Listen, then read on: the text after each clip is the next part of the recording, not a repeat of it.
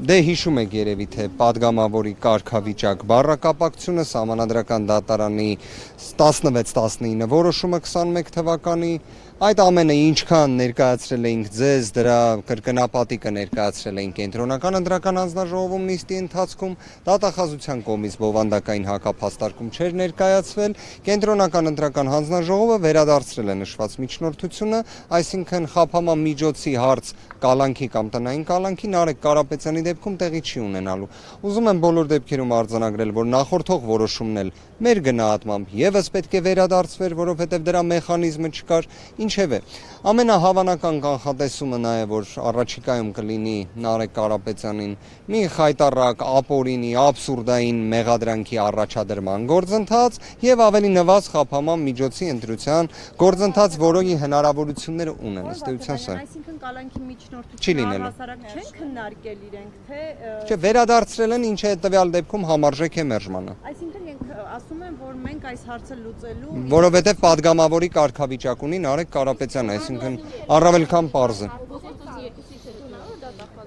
Նման հնարավորություն կա, բայց դա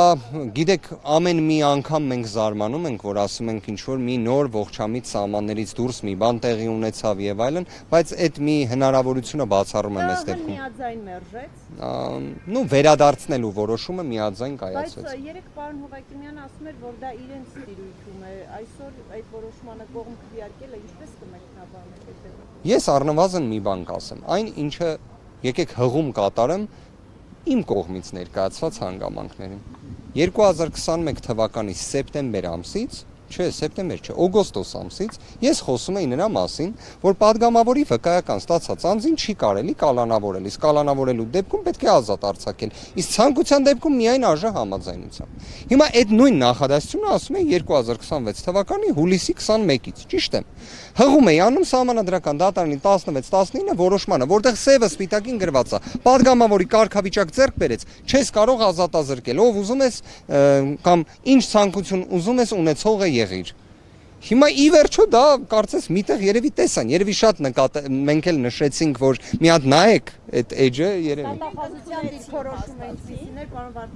Դատախազության դիրքորոշումը այնպիսին չէր, որ իրենք գտնում էին, որ իրենց միջնորդությունը վերադարձման ենթակա է։ Վերջում պնդել էին իրենց միջնորդությունը, ԿԸՀ-ն վերադարձրեց իրենց միջնորդությունը, հետևաբար խափանման միջոցի հարց չենք ունենա, բայց իմ համար ինչն է կարևոր, որ հիմա ընդգծենք։ Այն փաստը, որ մեղադրանք առաջադրելու գործընթացի վերաբերյալ ԿԸՀ համաձայնությունը եղավ, դա մեզ համար նույնչափ անընդունելի է, ինչպես ի սկզբանե նշում էինք։ Ինչու, որ դա էլ կալանք չի, պարոն Վարդևանյան։ Շատ փոքր-ինչ էլի մեկնաբանման տիրույթում է իրավական, մի քիչ ավելի բարդ կլինի նշվածը ներկայացեմ, մի առանձին առիթով կասեմ, իմ գնահատմամբ դա եւս պետք է վերադարձվեր։ Իսկ պարոն Վարդևանյան, իրանք ասած կամ մերժվեր։ Այս նույն միջնորդությունը, դատախազությունը հայտնի դարձավ կտանի ազգային ժողովը։ Ողջ համատության սահմաններում ես չեմ կարող կանխատեսել, թե ինչ նոր իրավական աբսուրդներ կտեսնենք կամ Նարեկ Կարապետյանի նկատմամբ հետապնդումների, աբսուրդային միջամտությունների ինչ նոր դրսևորումներ կտեսնենք, պարզապես կարող եմ ասել իրավական տեսանկյունից դրա ողջամիտ իրավունքի պայմաններում հնարավոր չի դա անել։ Շնորհակալ եմ։